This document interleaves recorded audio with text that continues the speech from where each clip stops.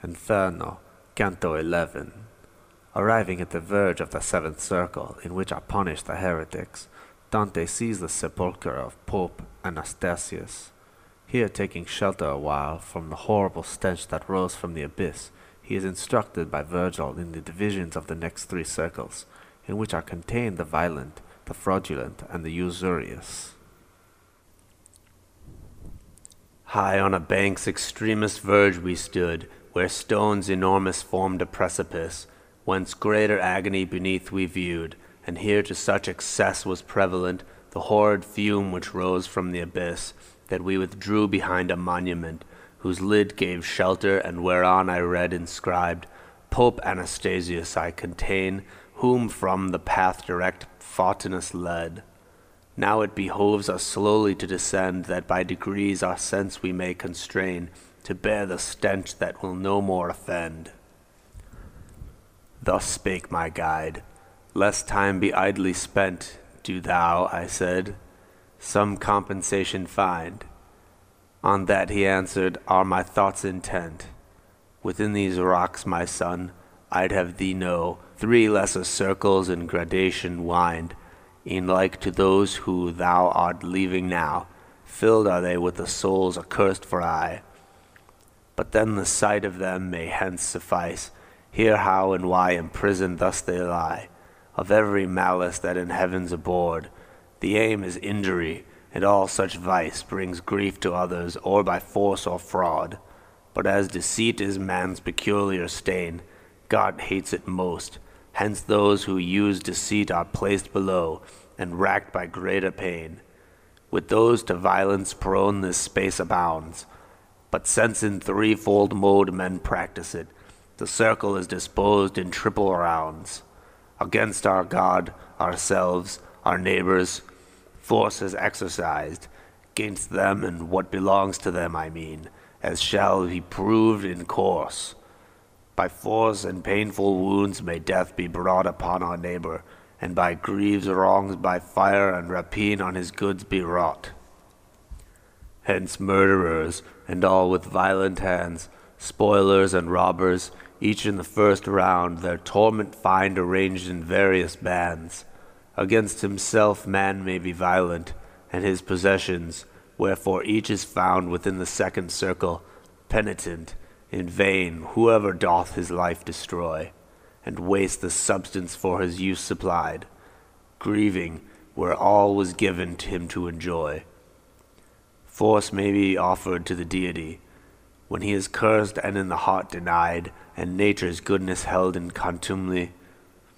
Wherefore the lesser circle sets his seal on Sodom and on Cahors, and on each who for his maker doth no reverence feel.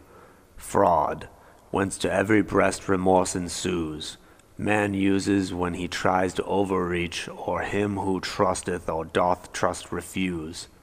This later mode appears to cut in twain the bond of social love whose nature ties, whence to the second circle appertain witchcraft, hypocrisy, and flattery, falsehood with secret theft and simonies, warmongers, barterers, and such infamy. The other mode breaks nature's bond of love, as well as that which added unto this the source of special confidence doth prove. Hence in the minor circle, where is placed the center of the world and seat of dis, each traitor is forever doomed to waste.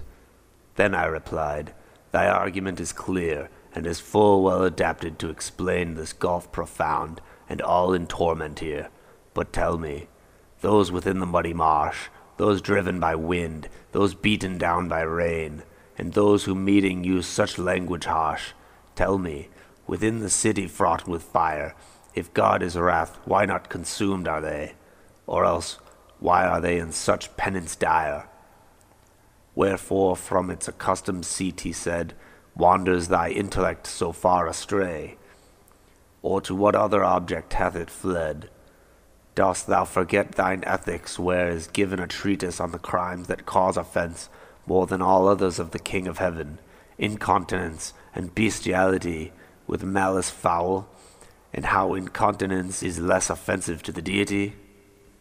If thou considerest this sentence well, and duly callest to thy memory those who without in deep repentance dwell, soon wilt thou see why from these shades of guilt they are removed, and why a less degree of punishment hath heavenly justice dealt. O sun that healest all distempered sight, such joy I feel when clouds thou hast dispersed, that doubt no less than knowledge gives delight. Turn thee, quoth I, a little back again, to where thou saidst the usurer dwells accursed, and why he God offendeth now explain. To him he said, who rightly marks the sense, philosophy not once alone hath told, how clearly from divine intelligence nature derives the knowledge of her course. And thou wilt find, ere turning many a fold, if well thou note thy physical discourse, that as the youth obeys his master's nod, and so is nature's path pursued by art. Thus art is second in descent from God. These two, if Genesis thou call to mind, should wisdom in the ways of life impart, and man instruct to benefit his kind.